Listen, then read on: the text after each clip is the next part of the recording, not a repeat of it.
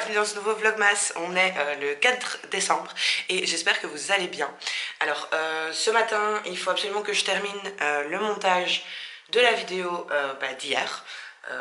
Après j'ai très bien avancé déjà hier, c'est juste que j'ai fait une petite séquence avant d'aller dormir et j'étais trop crevée pour vite la monter. Donc je dois juste encore terminer ça. Je vais me dépêcher parce que je suis un peu en retard sur mon planning perso, hein. Parce que j'avais besoin de me reposer ce matin, donc j'en ai profité pour dormir. Mais donc là, je dois faire ça. Une fois que ça c'est terminé, je l'exporte sur YouTube. Mais bon, voilà, d'ici une demi-heure, ça devrait être bouclé et en route pour YouTube. Je suis aussi en train de déjeuner et j'aimerais bien, parce que je vous avais dit hein, hier que je voulais déjà commencer la romance presque parfaite d'une accro à Noël. Et en fait, j'ai lu le prologue et je me suis endormie. Voilà. Après, j'ai rien que le prologue, franchement, et encore, hein, c'est 2 pages, donc c'est 2 pages en poche, hein, donc c'est rien du tout. Mais rien que le prologue, ça m'a déjà donné super envie de continuer et de voir la suite. Ça a l'air hyper drôle, donc voilà. Après, je sais pas si c'est parce que j'ai très hâte de lire cette histoire et que donc du coup je suis plus emballée que pour un autre livre, mais je pense que ça va être une chouette histoire. Donc planning de la journée: terminer le montage, pardon, lire la romance presque parfaite d'une accro à Noël, pas forcément tout le livre, mais en tout cas avancer dedans. J'ai un rendez-vous à 14h jusqu'à 15h, puis je rentre à la maison. Ce serait bien que je puisse vous faire ma palle du Cold Winter Challenge. Puis faire un petit peu de montage pour m'avancer un petit peu. Et après, on a un rendez-vous à 18h25 pour Baby, à plus ou moins 1 heure de la maison. Donc voilà, ça va être un peu speed, un peu la course aujourd'hui. Mais ça va le faire. Franchement, ça va le faire. On va tout faire pour. Et voilà, donc je vous laisse ici et je vous montre ce que je vais faire de ma journée dans ce vlogmas.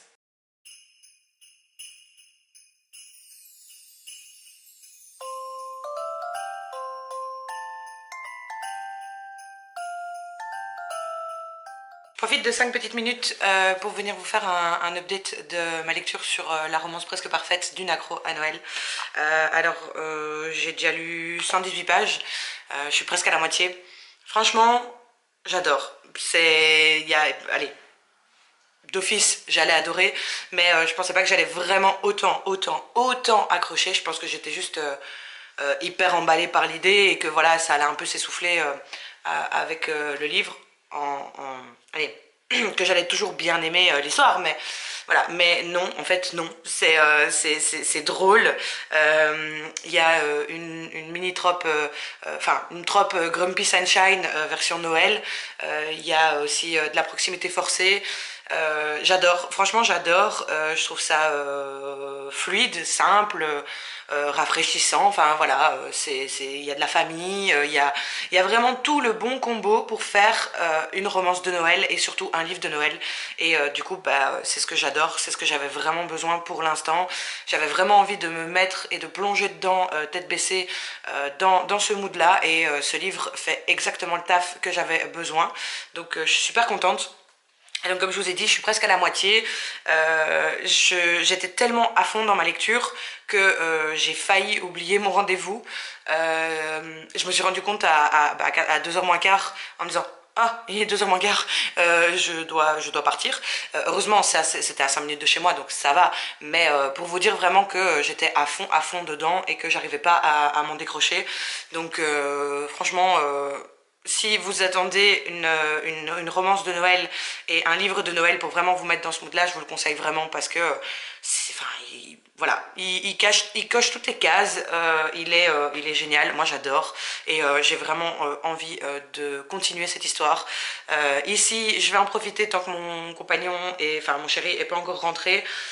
Il devrait rentrer d'ici un petit quart d'heure, je dirais. Et puis après, ça va être un peu la course parce que voilà, on a rendez-vous ce soir. pour Baby, donc et c'est à 1 heure de chez nous, donc je crois qu'on va partir un peu en avance pour être sûr. Donc je crois que je vais devoir à regret mettre mon livre en pause, mais franchement c'est le genre de livre où si j'avais rien à faire de la journée, je serais totalement capable de le lire d'une traite en une seule journée. Et franchement, même avec mon problème de j'arrive pas à mettre ma tête dans les lectures trop longtemps depuis ce début d'année, et ben celui-là c'est pas du tout ça. C'est justement j'arrive pas à lever la tête de mon livre, donc je suis vraiment super contente d'avoir craqué, de l'avoir pris et de l'avoir commencé. Et j'arrête tout de suite de balloter et je vais clairement retourner à ma lecture parce que j'ai envie de lire au moins encore 1 ou 2 chapitres avant que mon chéri arrive et qu'on se mette en route. Du coup, après notre rendez-vous, je vous ferai vite fait le résumé de ma pile à lire pour le Cold Winter Challenge. Je dois encore regarder 2-3 trucs, rajouter 2-3 trucs dedans. C'est pour ça que je vous la fais pas maintenant. Et bien sûr, ouvrir les chapitres des calendriers de l'Avent, donc Le Reine Mystérieux et Un cœur pour Noël, à lire ce soir. Mais ça, j'aime bien, voilà, j'aime bien les garder pour le soir. Un cœur pour Noël, voilà, j'aime bien me mettre le soir et le lire. Et pour Le Reine Mystérieux, voilà, avec mon chéri, on s'est fait un petit petit kiff hier soir. Donc moi j'ai lu, lui il mettait ses mains sur mon ventre, il sentait Baby bouger, etc. Donc c'est pour ça que je vous ai pas filmé aussi, parce que c'était un moment un peu intime. Et donc du coup enfin voilà, on voulait garder ce moment dans notre famille, et donc voilà pourquoi je vous ai pas filmé ça et que je ne vous filmerai pas les suivants, mais je vous filmerai à chaque fois les ouvertures. Donc voilà, et Un cœur pour Noël aussi à lire pour ce soir. Et peut-être que si vraiment je suis pas trop fatiguée et que de nouveau j'arrive pas à lâcher comme je n'arrive pas à le lâcher maintenant, je l'aurais peut-être terminé ce soir ou demain matin grand maximum. Donc je pourrais déjà vous faire un avis global plus poussé. Mais là voilà, comme je suis encore qu'à la moitié, je vais vous faire un mini truc. Mais donc voilà, maintenant j'arrête vraiment de blablater et je retourne à ma lecture.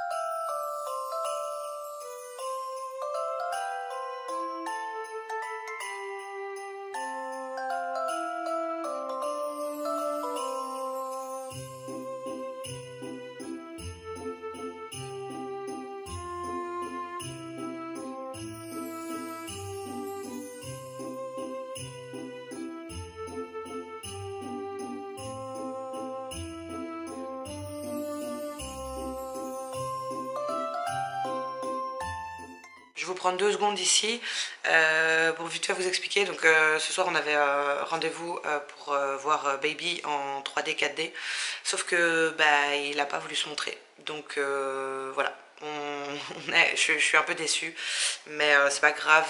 Après c'était un risque à prendre, hein. Voilà, c'est vrai que Baby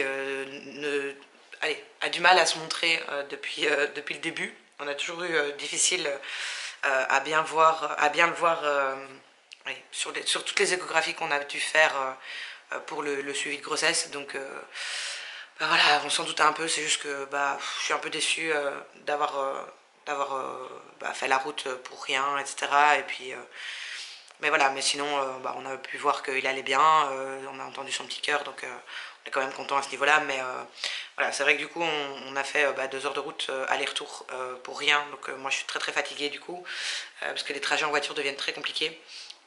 Comme vous venez de voir, je viens d'ouvrir les 2 chapitres d'aujourd'hui pour Le Reine Mystérieux et Un cœur pour Noël. Mais je ne les ai pas encore lus, je les lirai quand je serai dans mon lit, parce que voilà, je suis claquée et j'ai pas envie de faire plus là maintenant.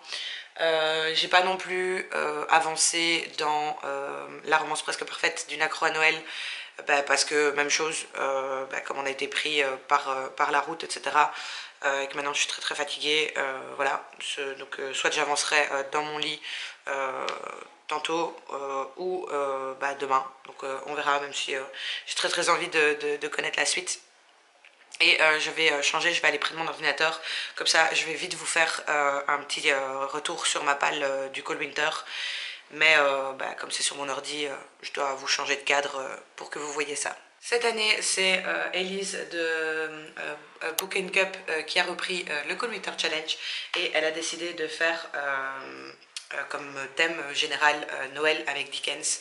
Et bah voilà, ça m'a bien inspiré parce que bah, comme je suis très dans, dans cette envie de lire plein de livres de Noël, bah, ça m'a vraiment inspiré.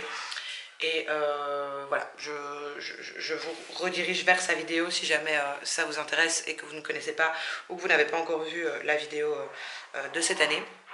Mais elle vous expliquera mieux que moi le challenge. Mais du coup, pour pas que ça dure des plombes, je vais directement commencer. Donc cette année, on a 3 menus avec à chaque fois des différentes sous-catégories. Donc le premier menu, c'est Noël avec Dickens. Et pour la première sous-catégorie, on a un chant de Noël avec Noël, fin d'année, anti-héros, argent.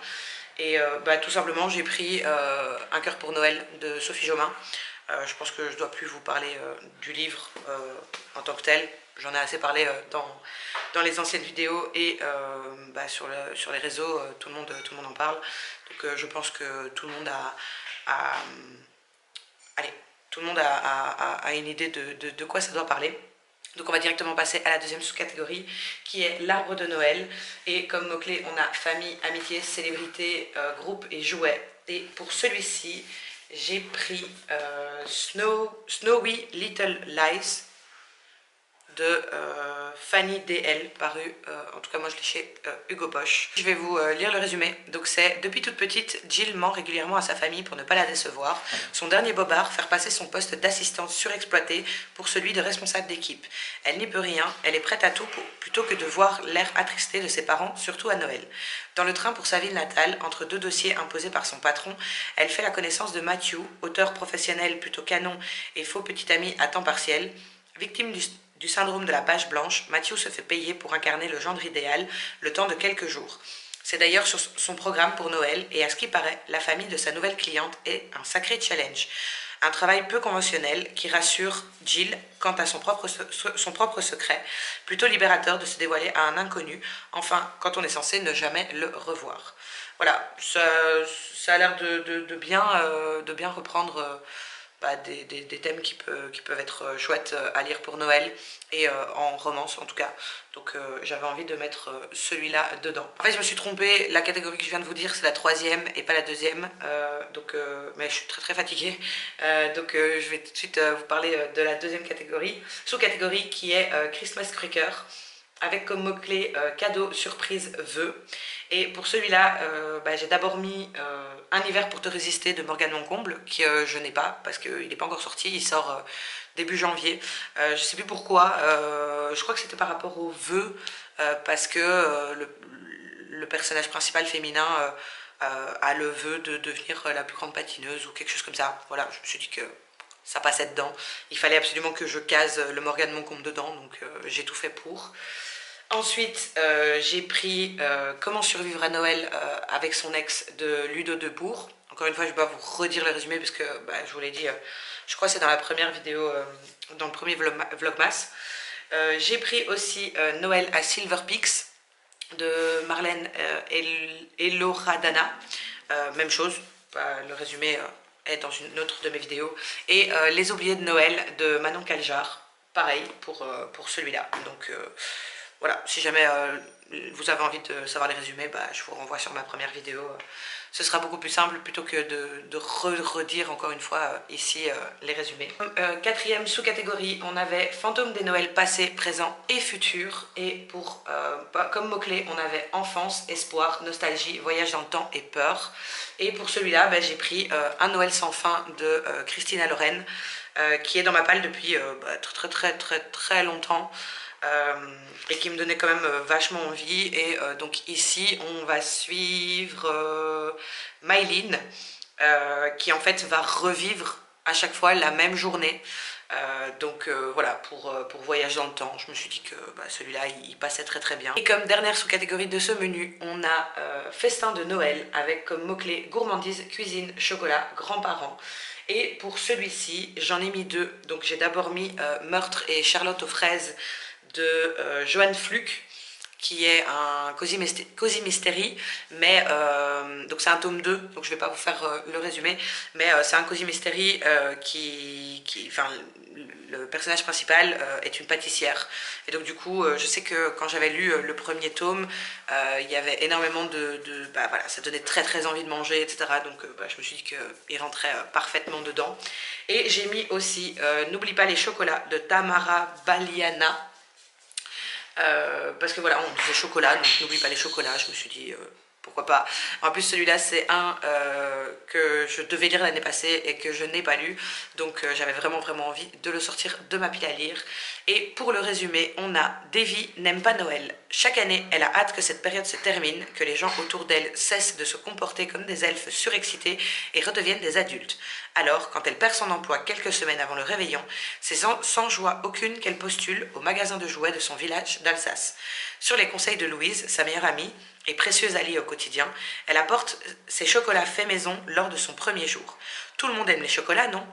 Gabriel adore les fêtes de fin d'année. Il fait partie de ceux qui, dès fin novembre, décorent leur maison, enfilent des pulls kitsch, boivent du vin chaud au marché de Noël et dévorent les chocolats. Son travail de directeur d'un magasin de jouets lui permet de laisser libre cours à sa créativité.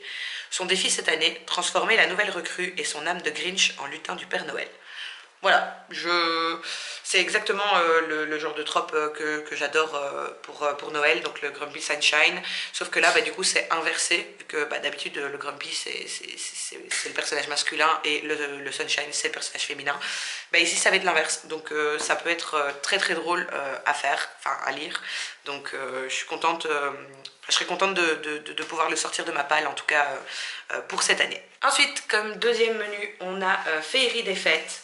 Et de nouveau, il y a 4 sous-catégories. La première, c'est deck de halls. Je sais pas si ça se dit comme ça. Et là, tout simplement, comme mot-clé, on avait couverture rouge ou verte. Donc c'était vraiment, il fallait trouver une couverture vraiment en rapport avec les couleurs de Noël. Et donc là, vous vous en doutez, c'est la romance presque parfaite d'une accro à Noël. En plus de ça, elle est rouge et verte. Donc ça passe parfait dedans. Deuxième sous-catégorie, on a lumière enchantée, et donc ici il fallait une couverture qui brille, et pour celui-là en fait je me suis lâchée. C'est je pense la seule catégorie où c'est pas vraiment des livres de Noël ou des livres en rapport avec la saison, etc. Mais c'est des livres, j'ai réussi à caser des livres que j'avais vraiment vraiment envie de mettre. Et donc du coup, pour cette catégorie-là, enfin cette sous-catégorie qui est lumière enchantée, il fallait une couverture qui brille. Et pour ça, donc là j'ai un peu triché, je vous avoue. Pour le premier en tout cas, j'ai mis Absolu, le tome 1 de Margot Dessen. Alors, ça brille pas vraiment, mais c'est un peu flashant. Voilà, on va dire que ça passe. Et pour celui-là, je vous fais pas de résumé parce qu'il passe tellement sur les réseaux que je pense que vous en avez déjà assez entendu parler. Ce que j'ai mis aussi, c'est Destin cruel de Kylie Smith, paru aux éditions Bayard. Et regardez, celui-ci, il brille, donc ça fonctionne. Et pour celui-ci, donc on va suivre Calliope Rosewood. Donc en fait c'est une histoire un peu avec des sorciers, etc. Donc on suit Calliope qui n'est qu'à 3D d'une dangereuse malédiction. Et elle va rencontrer Gideon qui lui est également maudit. Et apparemment il y aurait un moyen d'échapper à leur destinée cruelle. Et donc voilà, il me tentait énormément parce que, comme je l'ai dit, je pense dans la vidéo de sortie, je crois que c'était octobre, je pense qu'il est sorti en octobre ou novembre, je sais plus, mais dans une de mes autres vidéos, j'avais expliqué que j'avais trouvé ça hyper intéressant dans le sens où c'était un peu un univers pas trop connu, un pitch voilà, qui semblait un peu sortir du lot. Donc, et en plus, j'ai entendu que du bien. Donc, j'avais vraiment, vraiment, vraiment envie de le lire. Et donc, bah, je vais essayer de le lire via ce challenge. Ensuite, j'ai mis L'héritier trahi de Holly Black, paru aux éditions Rajo. Et alors, celui-là, bah, voilà, il brille de mille feux. Donc, il rentre parfaitement dans cette sous-catégorie. Et pour ici, bah, c'est le tome 4, on va dire. Enfin, donc c'est par rapport au Prince Cruel. Donc il y a les 3 tomes du Prince Cruel qui font une histoire finie. Et puis maintenant, c'est, de ce que j'ai compris, le début d'une nouvelle trilogie ou duologie, je sais pas. Mais en tout cas, c'est le début d'une nouvelle, mais c'est la suite, en fait. Même si on peut ne pas lire celui-ci, et on peut s'arrêter aux 3 de la saga, mais moi j'ai adoré cette saga, donc j'avais vraiment vraiment envie de me replonger dedans. Comme dernier livre pour cette sous-catégorie, j'ai mis The Prison Healer de Lynette Noni, paru chez Hachette. Et donc là aussi, hein, il brille de mille feux, donc voilà. Et bah, même chose, je pense qu'on en a assez entendu parler que pour que je sois pas obligée de reparler du résumé, mais il me tentait énormément, donc voilà, je me suis dit, dans cette catégorie-là, je case tous les fantaisies que j'ai vraiment vraiment envie de lire, et on verra ce qui sort, on verra si j'en lis un ou plusieurs. Ça, l'avenir nous le dira, hein, bien sûr. Comme deuxième sous-catégorie, on a S'embrasser sous le gui, et là il fallait simplement bah, une romance de Noël. Et donc pour celui-ci, j'en ai mis 3. J'ai mis Le fils du Père Noël est un con de Elie Bonnert, paru chez Hugo. En tout cas, moi j'ai Hugo Poche.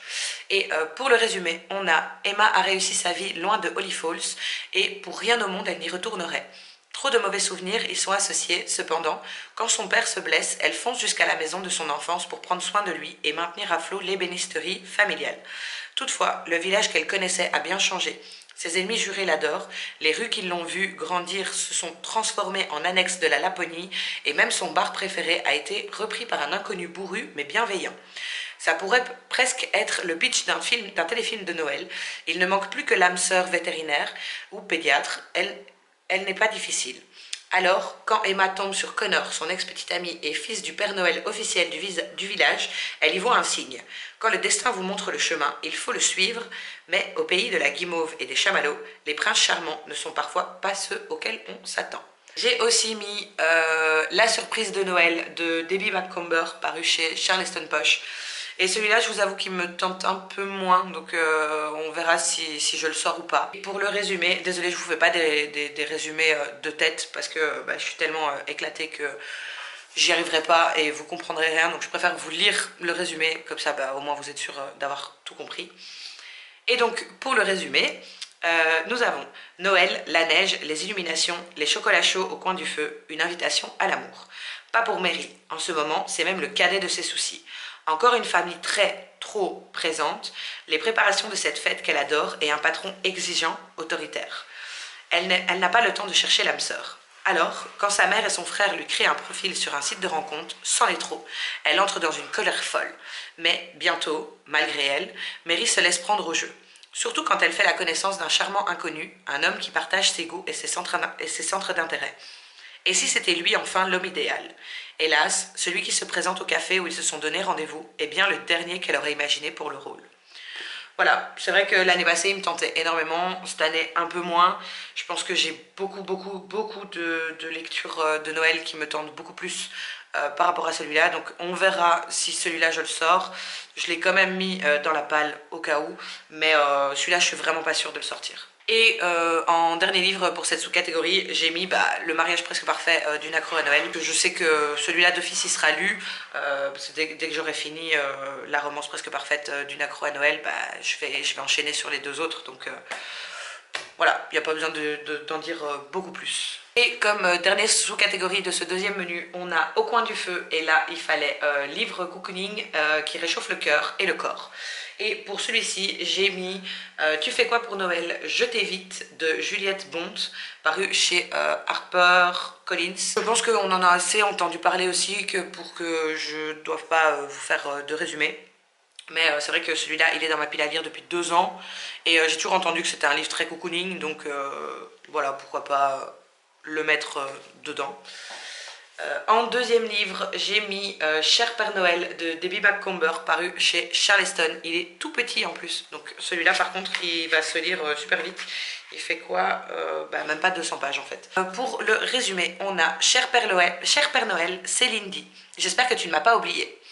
Dans le paisible village de Wenatchee, des guirlandes lumineuses ont été suspendues au toit, un épais tapis de neige couvre les pelouses et il flotte dans l'air une odeur de biscuits de Noël. Mais le charme des fêtes ne semble pas pouvoir apaiser le chagrin de Lindy Carmichael, qui vient de perdre du même coup celui qu'elle croyait être l'amour de sa vie et sa meilleure amie. Alors, quand sa mère lui conseille de renouer avec sa tradition d'enfance en envoyant une lettre au pôle Nord, Lindy est sceptique. Pourtant, la dernière fois qu'elle a rédigé une lettre au Père Noël, un beau-père est miraculeusement apparu dans sa vie et celle de sa mère. Alors, peut-être que cette année, ses vœux seront exaucés. Voilà, je trouvais que ça pouvait faire très très cocooning, l'idée de retomber un peu en enfance, de réécrire une lettre au Père Noël, etc. Donc je me suis dit que celui-là il rentrait parfaitement dans cette catégorie. Et le troisième livre que j'ai mis, c'est Le bébé presque parfait, plus que parfait, d'une accro de Noël. On passe au dernier menu qui est Froid polaire. Et là, il y a 4 sous-catégories. La première, c'est stalactite ensanglantée. Et donc, dedans, il fallait mettre thriller, policier, cozy mystery. Et donc, j'ai mis 2 cozy mystery que j'ai reçus des éditions Charleston. Tous les 2 sont de Alexandra Benedict. Et donc, celui-là, c'est celui qui était sorti l'année passée et que j'avais pas lu. Donc, c'est Petit meurtre à Endgame. Et pour le résumé, on a cette année, Lily Armitage est invitée à passer les fêtes de Noël à Endgame House, je vais y arriver, l'imposant manoir familial sur lequel son excentrique tante Liliana a toujours régné en maîtresse incontestée. Comme lorsqu'ils étaient enfants, cette dernière a prévu pour ses neveux et nièces un jeu de pistes géant. 12 énigmes à résoudre pour les 12 jours après Noël. En fait, je vous dis que je voulais les résumer pour que ce soit plus facile, mais c'est pas plus facile. Cette fois, le prix est particulièrement élevé. Liliana est morte et celui qui remportera la victoire héritera du domaine.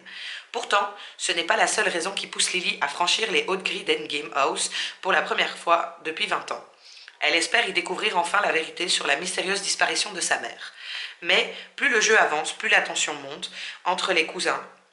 Et quand une tempête de neige les coupe du reste du monde, Lily comprend que le manoir renferme de sombres secrets et qu'elle risque sa vie dans ce jeu dangereux. Et donc, ils écrivent en dessous directement un cosy mystery haletant entre tradition de Noël, retrouvailles familiales tendues et disparition inquiétante. Donc voilà, il n'y a pas besoin de réfléchir plus loin. J'avais adoré. Le seul, je pense, cosy mystery que j'ai lu, c'est le tome 1 de Meurtre et Charlotte aux fraises, qui je pense était Meurtre et pépites au chocolat, ou pépites de chocolat. Bref, je vous mettrai un petit truc ici pour montrer la couverture. Et j'avais vraiment bien aimé, moi qui suis pas du tout thriller, policier, c'est très très rare que je lise ce genre de livre. Ici, j'avais bien aimé parce que du coup c'est beaucoup plus cool, beaucoup plus relax. Et voilà, donc j'avais vraiment envie de le lire l'année passée. Et ce sera chose faite cette année. Et comme deuxième, du coup, toujours de Alexandra Benedict, paru chez Charleston, c'est Meurtre sur le Christmas Express. Et là, ça m'a énormément fait penser à Agatha Christie. Donc, pour le résumé, on a la veille de Noël, 18 passagers montent à bord d'un train couchette à destination des Highlands. Mais au beau milieu de la nuit, le convoi déraille et les festivités des voyageurs tombent à l'eau. Alors que le train est coincé sous une tempête de neige au milieu de nulle part, un mystérieux tueur parcourt ses wagons. Ceux qui s'endorment pourraient bien ne jamais se réveiller. Parmi les voyageurs se trouve Rose, une ancienne inspectrice s'apprêtant à rejoindre sa fille sur le point d'accoucher 6 semaines avant le terme.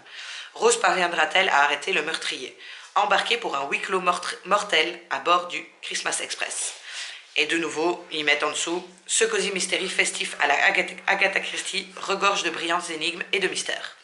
Voilà, ça va remplir exactement ce qu'il faut dans cette sous-catégorie-là. Ensuite, deuxième sous-catégorie de ce menu, on a Let It Snow. Et là, il fallait un livre dont le titre comportait un mot hivernal. Et donc, j'ai mis Noël, Avalanche et Hésitation de Rose Mia, paru chez Hugo, toujours. J'ai énormément de livres, de Noël, qui sont soit de chez Hugo, soit de chez Charleston. voilà, faut pas chercher plus loin. Et bon, bah, ici, bah, j'ai mis ce livre-là pour le mot avalanche. Parce que, bah voilà, hiver, avalanche, montagne, neige, voilà. Et pour le résumé, on a depuis toujours, Lila voue un amour inconditionnel à Noël. Alors que l'heure approche, elle trépigne. Elle va bientôt pouvoir fermer les portes de la supérette de station de ski dans laquelle elle travaille et retrouver sa famille. Du moins, si le dernier client qui lambine accepte de mettre le turbo. Se presser pour finir ses courses. Pour Mathieu, médecin tatoué aux allures de bad boy, pour qui Jingle Bells est une mélodie venue tout droit des enfers, il en est hors de question. Et si cela fait enrager la caissière qui le scrute comme si elle était prête à mordre, tant mieux. A priori, ces deux-là n'ont rien en commun et ce n'est certainement pas la magie de Noël qui va les réunir. L'avalanche, haute comme un immeuble qui leur fonce droit dessus, pourrait en revanche les contraindre à faire connaissance. La troisième sous-catégorie est marcher dans la neige et là il fallait nature writing, littérature de voyage, grand espace et nature. Pour celui-là j'ai toujours un peu de mal avec le nature writing, etc. Mais bah, j'ai privilégié grand espace, nature en me disant bah voilà les histoires à la montagne c'est parfait. Et donc ici j'ai mis sous un ciel étoilé de Clarisse Sabar qui est le roman de Noël de l'année passée. Je vais pas vous faire vraiment le résumé parce que c'est pas vraiment un tome 3, je crois 3 ou 4. Bref, c'est pas un tome suivant, mais c'est un tome compagnon. Parce que elle a une saga, entre guillemets, qui se passe à chaque fois à Valno. Ouais, c'est ça, Valno. Et bon, c'est à chaque fois des personnages différents, ou alors qu'on a déjà vite fait vu dans d'autres livres. Celui-là, l'année passée, je l'avais commencé. Et bah, comme j'étais pas du tout dans le mood, je l'avais commencé, je crois que j'avais lu 30, 40 pages, quelque chose comme ça. Mais comme j'étais pas du tout dans le mood de Noël, ben, c'est malheureusement avec celui-là que j'ai abandonné mon mood de Noël, enfin les romans de Noël de l'année passée.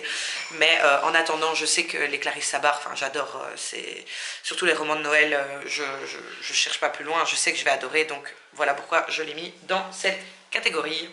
Ensuite, on a Un cottage pour deux de Josie Silver paru chez Charleston. Celui-ci, alors il fait très très Noël et hiver, alors que, enfin très Noël en tout cas, alors qu'en fait bah, j'ai entendu que bah, ça se passait pas à Noël.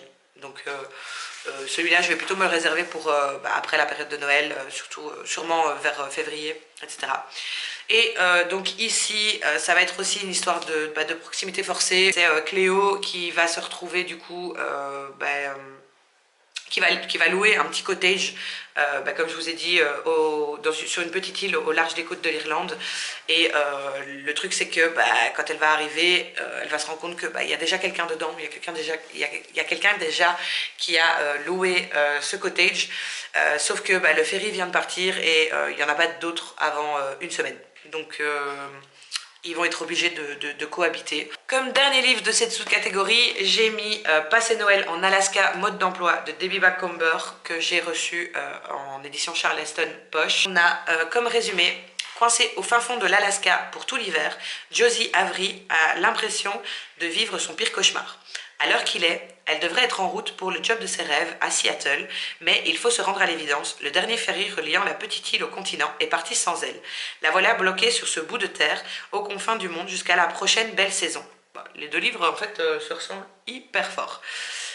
Bien qu'elle soit complètement tombée sous le charme de l'exubérante nature qui l'entoure, les cris des élans, les lumières irréelles des aurores boréales et la neige qui tombe à gros flocons, sa vie n'est pas ici, et ce ne sont pas les habitants hauts en couleur de la ville, ni même le séduisant Palmer Saxon qui la feront changer d'avis. J'ai vu qu'il n'avait pas une super bonne note sur Livre Addict, donc je pense que si je ne le sors pas cette année, je ne le sortirai jamais.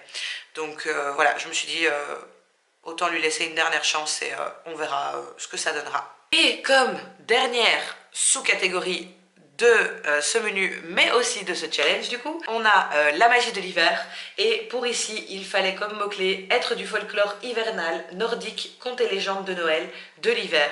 Et ici ça m'a donné un peu du fil à retordre et j'ai décidé de jouer un peu sur le être du folklore hivernal, et j'ai mis voilà, mon roman de l'Avent, Le Renne Mystérieux, parce que je me suis dit un renne c'est un être du folklore hivernal, de l'hiver, de Noël, des légendes, etc.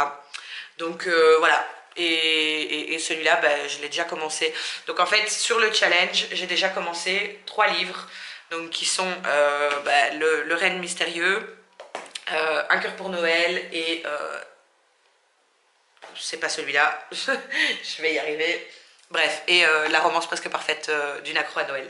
Donc voilà, là on est bon. Je vous ai fait un petit résumé. Désolée, c'est hyper expéditif, même si les rushs seront longs, mais c'est assez expéditif parce que je suis vraiment trop crevée, donc j'arriverai pas à vous faire mieux. Et je préfère bah, voilà, sortir comme ça sort de ma tête, je dois plus y réfléchir. En plus de ça, bah, mine de rien, ça fait du contenu pour cette vidéo, donc voilà. Je pense que j'ai fait de mon mieux. Je crois pas que je vais vous reprendre avant demain, donc c'est ici que je vais déjà clôturer le vlog. J'espère qu'il vous aura plu. Ici, je vais bientôt aller me coucher pour, et lire bah, Un cœur pour Noël, Le Reine Mystérieux et la romance presque parfaite d'une accro à Noël dans mon lit bien au chaud parce que voilà, j'ai besoin de dormir, je suis crevée. Sur ce, ben, je vous dis à demain.